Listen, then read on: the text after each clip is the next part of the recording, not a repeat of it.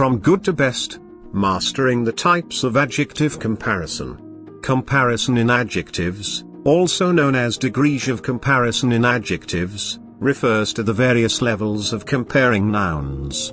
Adjectives are words that describe, qualify, and modify nouns or elements that function as nouns in sentences, and they can be compared in three ways, namely, positive degree, comparative degree, superlative degree. Positive degree. The positive degree is a level of comparison of adjectives at the base form. This can also be known as zero comparison, as it simply refers to an adjective at its base level. For example, happy, kind, smart, weak, ebullient. Comparative degree. This is a level of comparison that involves the comparison of two or more objects in a sentence.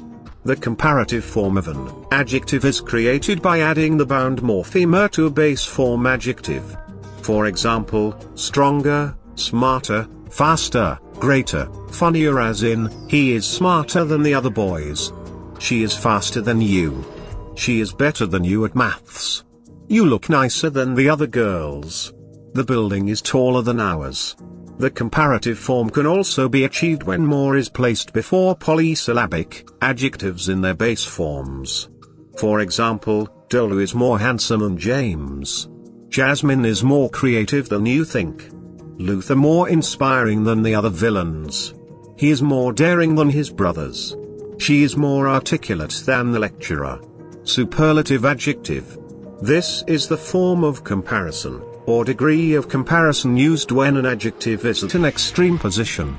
By this, what is meant is that the superlative form is the form an adjective assumes when it is at the highest or lowest degree possible.